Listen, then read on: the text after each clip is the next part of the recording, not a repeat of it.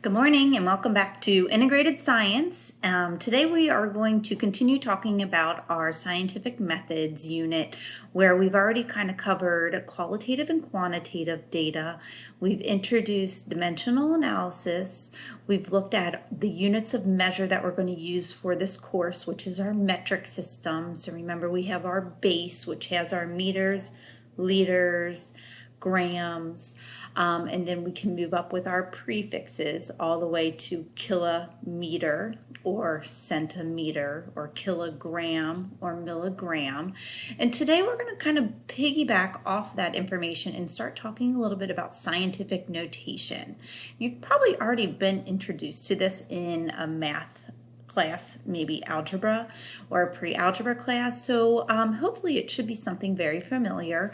We use this in science because lots of times we are measuring different types of quantities where we have numbers that can be really, really large. So for example, when we get to our space unit, we're going to be measuring things that are moving at light years. Or we might want to know what is the distance from the Earth to the Sun. And that is a really large number. So we use scientific notation to help kind of shorthand those numbers. And then same with also things that are very, very small. At some point we'll talk about how fast different wavelengths move with frequencies. So for example, your cell phone runs on a microwave, which is a very high frequency. And that can be a really, really small number with a whole bunch of zeros in front of the decimal. So we're going to kind of just review what this looks like. Hopefully you have these notes with you and you'll be able to fill them in along for your guided notes today. So I'm going to start over here with scientific notation. So the idea, and I'm going to kind of highlight and put some things in here too. So scientific notation in general is just the notation as a representation of a really small number or a really large number. And that word representation is really important. So we're representing, just like if you were to text someone and use something as shorthand, so LOL or I don't know, whatever it may be. So a shorthand of some sort, or even an emoji, it's kind of that idea as well. So it's just a representation of something, of a number that is either a really small number or a large number. And it takes up less space. So let's kind of look over here at what we have. So as you can see, we have 174, and let me make sure I say it right. So 1,740,000,000, I think I got there. So if we take a look, if I were to ask you where the decimal is in this number, we would put the decimal right here. And this is what this box is saying. Move the decimal point to the left. So the first thing to do is identify where the decimal is, which we did right here, and we're going to move it to the left until the coefficient, and let's talk about this word coefficient. That is just a whole number that is between 1 and 10. So as you can see, they've found our decimal here. And we're going to 1, 2, 3, 4, 5, 6, 7, 8, 9. Here's the coefficient that we're going to be working with between that 1 and the 7. We don't want to move the decimal here because then there's no other number in front of it that is between 1 and 10. And we don't want to move it here because that would leave us still 2 numbers, or even here, which would leave us 3 numbers. We want to be as precise as possible. So remember qualitative and quantitative. This is our quantitative data. We want to be really, really specific with it. So what we would do is once we figured out that we're going to move that decimal there, we've realized that we're going to move it 9 times. And that's going to allow us to work with our little subgroup right here. So instead of writing this very long number out, we can shorthand it and write 1.74 times 10 to the 9th, which allows us to use our sub number to kind of help represent how many times we've moved that decimal. So that 9 represents we've moved that decimal 9 to the left. It's a positive, meaning that's going to allow us to know if it's a positive, it was probably a really big number, meaning that there was a whole bunch of zeros following behind it.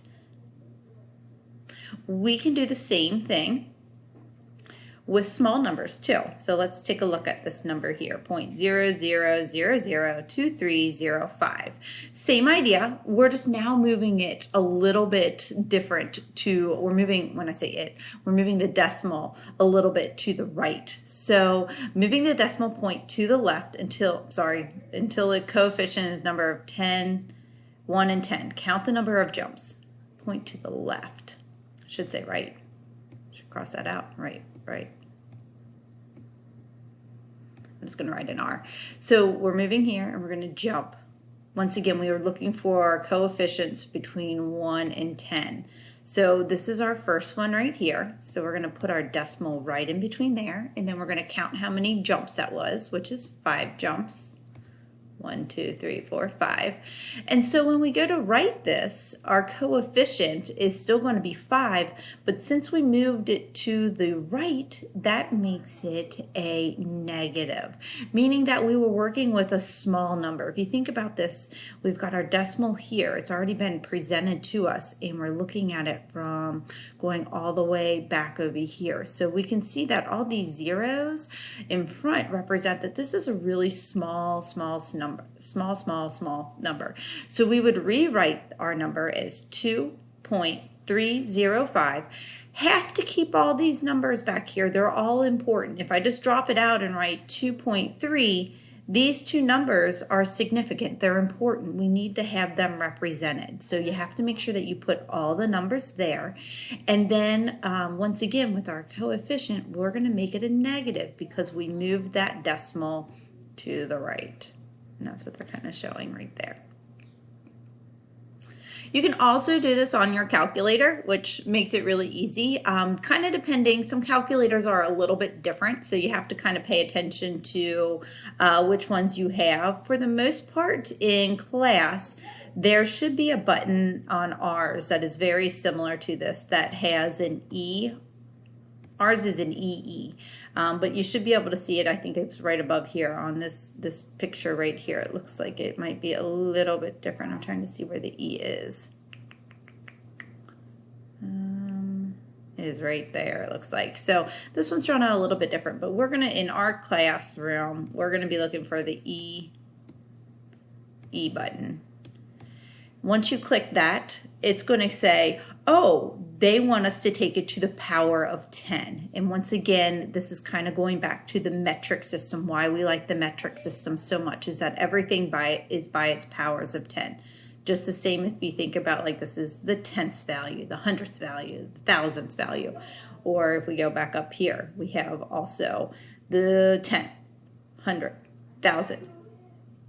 10,000. So they all go by tens. So this works really well with that. So when you hit that EE button, it is saying like, oh, okay, we want to put in a subgroup saying that we know that our power is going to be, in this case, they're doing the 23rd, or we would type in then -5, depending on what it might be.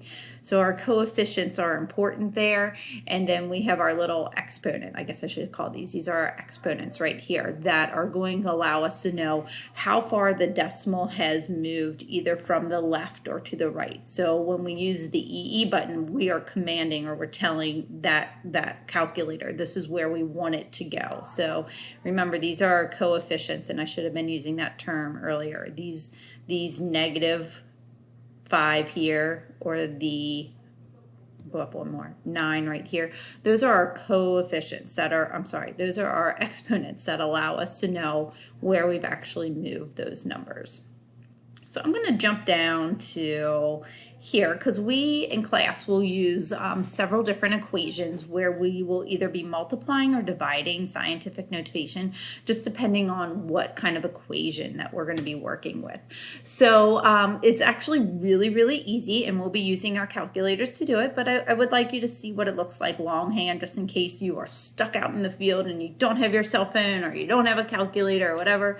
You can actually just use your brain to figure it out. So, but this is how your calculator is doing it as well. So for how we're going to look at this is, let's look at a multiplication one here first. So they've given us the equation 2.8 times 10 to the 5th. That's our exponent right there. And we're going to multiply that by 9.36 times 10 to the 8th, our other exponent right there. So really easy way to do this is multiply the coefficients. So we're going to multiply our coefficients here. That's what this one's doing, this step right here. So we're going to multiply 2.8 times 9.36. And then we're going to add the powers. So we've taken the power of 5 and we've taken the power of 8, our exponents, and we're going to add them together. So if you type that into your calculator, 2.8 times 9.36, you should get 26.208. And if we add 8 plus 5, we get 13. So that's our answer right there. However, it is not in the best standard scientific notation, meaning that we always want this decimal in between the last two coefficients. So we want to move this decimal place one more over in between that 2 and a 6. And that's what this is doing right here. You can kind of see they're like, okay, we've got to move it over for it to be in the best scientific notation possible. And so when we do that, we've now moved another power of 10. So we have to fix our exponent as well. And in order to do that, we know that we just jumped by 1.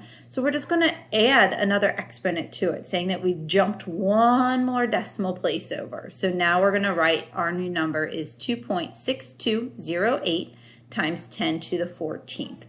All these numbers are important. So think about if you were to write this number out, we would then add 14 more spots out. So 2, 6, I'm not really good at writing with my little guy here, my pen, I guess. Oh, that was really good. So that's 1, 2, 3, 4. So now I need to add 10 zeros still behind it because I wanted to get 14 values.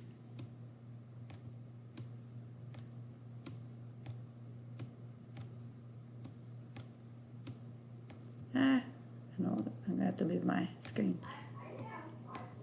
So that's what the number really looks like. So it's really, really, really, really big. So we just shorthanded it. So if I counted 1, 2, 3, 4, 5, 6, 7, 8, 9, 10, 11, 12, 13, I need one more 0, 14. There we go.